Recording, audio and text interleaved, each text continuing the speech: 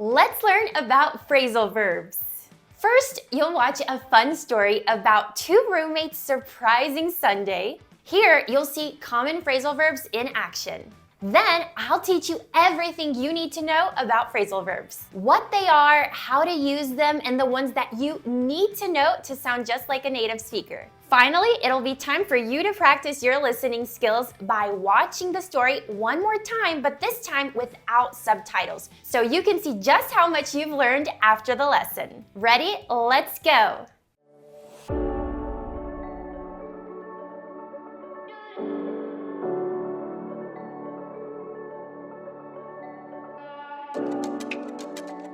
What are you up to? Get up, Marissa.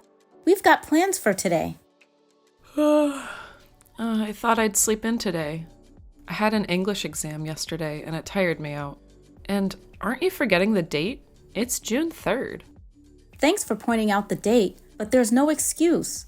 Go put on some workout clothes. Danny, I can't put them on now. I don't want to work out. Can't we just chill out at home and order in a pizza? And miss our chance to eat out at that new vegan restaurant after we go for a run? Absolutely not. I've been looking forward to going there for weeks. Plus, you can try out your English at the restaurant and order all the food yourself. Vegan food again. I just want to stay in and eat pizza. You won't get away with that, Marissa. I won't put up with your laziness. I'll help you look for something to wear. All right. I wouldn't want to run away from a healthy meal. And I also don't want to miss out on a chance to practice my English. You're buying. You can count on me. Plus, I heard some friends of ours might show up as well. So go on and finish getting ready or we might not run into them.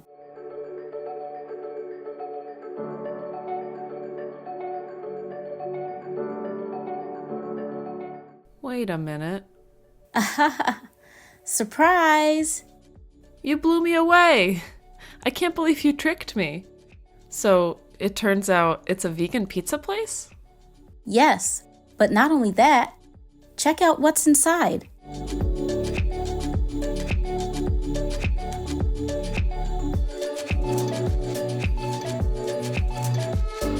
Wow, this is a surprise birthday party. So you remembered. Oh, and look, you even put up some decorations. Of course I put them up. Happy birthday! Now let's go feast on some vegan pizza with our friends.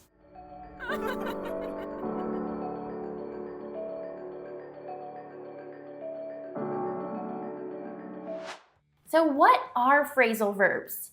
Basically, phrasal verbs are verbs made up of two or more words. Now, the first word is a verb, of course, but the second word is a particle. Now, this particle can be either a preposition or an adverb. It will vary based on the verb. So let's see some examples. The first one is, I get up around 7 a.m. most days. Next, we have, he works out every evening. And do you want to eat out tonight? So notice that these three phrasal verbs are made up of two words. The first one being the main verb, like get, and the second word being a particle. Like in the first example, it is a preposition, up.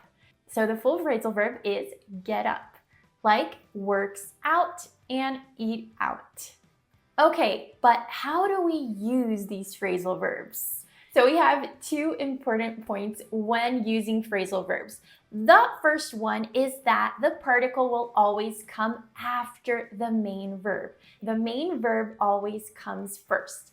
And the second important point is that the particle never changes. So what I mean by this is, look at the example of this phrasal verb, work out. So we know that work out means to exercise or to train.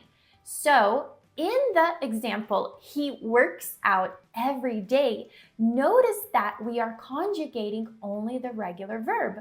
So I work out, but he works out. So we only alter the main verb. The particle will always stay the same.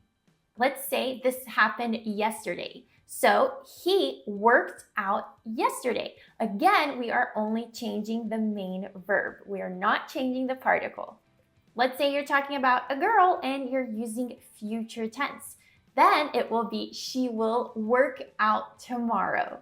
So again, we only conjugate the main verb and not the particle. The particle stays the same.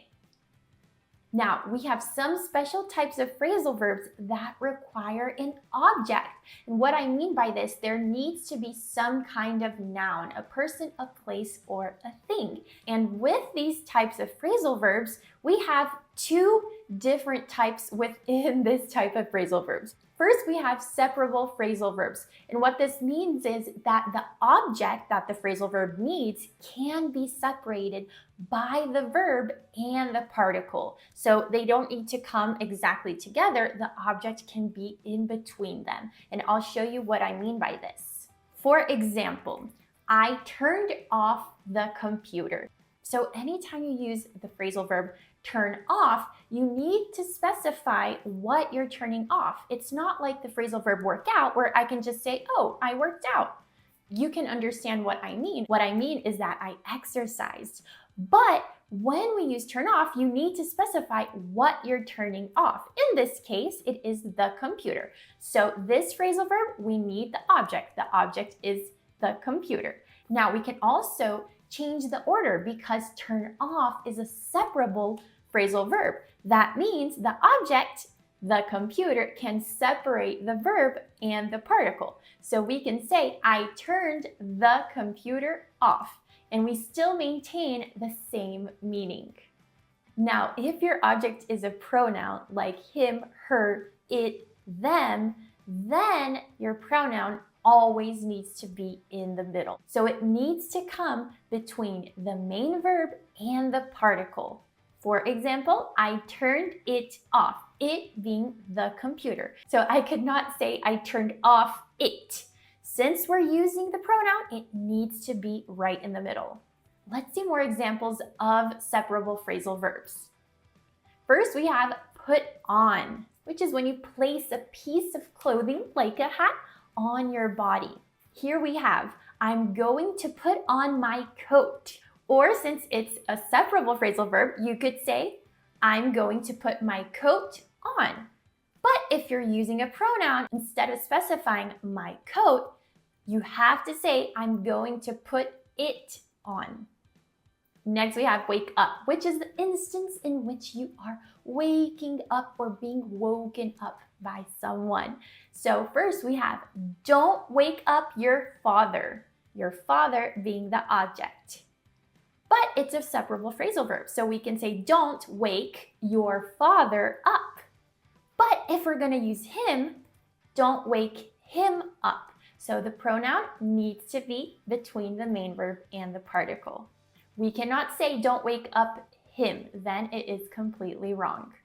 Next, we have the phrasal verb to fill in. To fill in means it's when you put your information in a form, for example, or let's say you have a drawing where you have to fill in the circle. So let's look at our example. Could you fill in the form? So the form is our object. Could you fill the form in? So fill in is a separable phrasal verb, so we can put the object right in the middle. Could you fill it in? So since we're using the pronoun it needs to be in the middle. We cannot say, could you fill in it? The pronoun is always in the middle.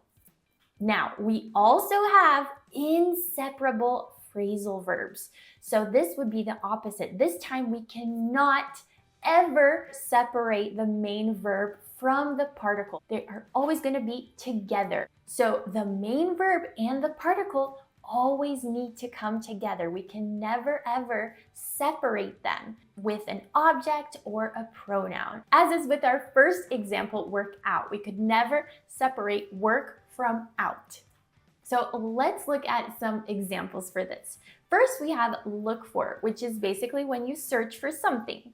So right here we have, I'm looking for my car keys. So the phrasal verb look for is an inseparable phrasal verb. So we cannot separate look from for. We could not say, I'm looking My car keys for. We cannot put the object in the middle. Look for always needs to come together, one right after the other. But okay, what if I'm using a pronoun? Instead of saying look for my car keys, I want to say them. Then you will also not separate the phrasal verbs because it is an inseparable phrasal verb. So we would say, I'm looking for them and not I'm looking them for. Then it is completely wrong. Look for is an inseparable phrasal verb. Let's look at another example. We have run into. When you run into usually a person, then you meet them by chance. This means that it wasn't planned. For example, I ran into my cousins at the mall. So let's say we wanted to use a pronoun, them, my cousins, them. I ran into them at the mall. So run into is an inseparable phrasal verb. We cannot separate the main verb from the particle. Next, we have look after. Look after is when you take care of someone or you are in charge of them, or it can also be something. For example, look after your sister. So I want you to take care of your sister. Or we could say look after her. So here, look after is also an inseparable phrasal verb. Now, we have some phrasal verbs that have prepositions. So these phrasal verbs are made up of 3 words. First, we have the main verb, then we have the particle, and then we have the preposition. So yes, there are some phrasal verbs that have 2 prepositions, and we'll look at this in just a sec. Now, before we look at our examples, you need to know that phrasal verbs that have prepositions are really special because the particle and the preposition can't be separated. So they must always come together. For example, look up at. So look, the main verb, up is the particle. In this case, it is a preposition, and at is the preposition. So look up at is when you look at something up above. For example, I looked up at the sky and saw stars. So I looked up at the sky and saw stars. Next, we have a very common one, which is look forward to. So this is when you are excited or you're pleased that something is going to happen.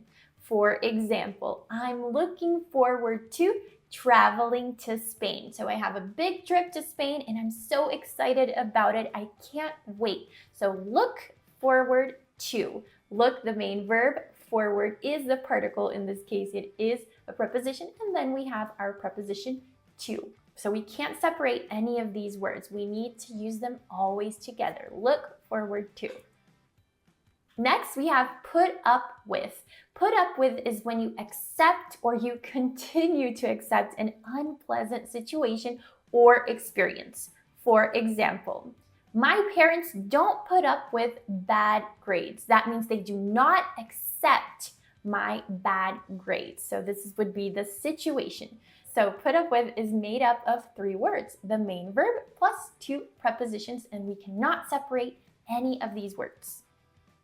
And finally, we have get away with. Get away with is when you succeed at avoiding some kind of punishment for something that you did. For example, the politician got away with not paying taxes for many years.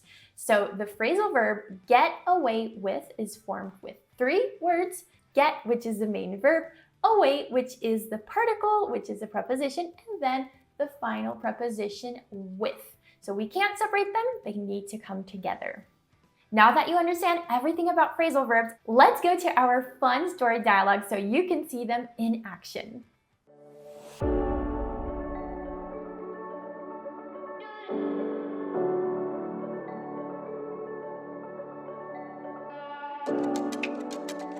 What are you up to? Get up, Marissa. We've got plans for today. I thought I'd sleep in today. I had an English exam yesterday and it tired me out. And aren't you forgetting the date? It's June 3rd. Thanks for pointing out the date, but there's no excuse. Go put on some workout clothes. Danny. I can't put them on now. I don't want to work out. Can't we just chill out at home and order in a pizza? And miss our chance to eat out at that new vegan restaurant after we go for a run? Absolutely not. I've been looking forward to going there for weeks. Plus, you can try out your English at the restaurant and order all the food yourself. Vegan food again. I just want to stay in and eat pizza. You won't get away with that, Marissa. I won't put up with your laziness. I'll help you look for something to wear.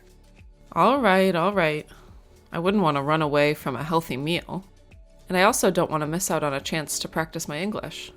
You're buying. You can count on me. Plus, I heard some friends of ours might show up as well. So go on and finish getting ready, or we might not run into them.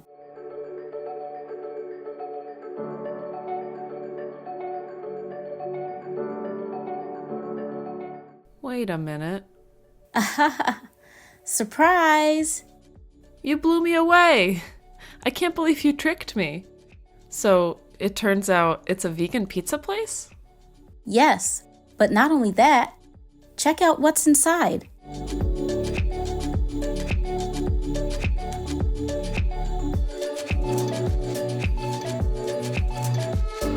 Wow, this is a surprise birthday party. So you remembered. Oh, and look, you even put up some decorations. Of course I put them up. Happy birthday! Now let's go feast on some vegan pizza with our friends.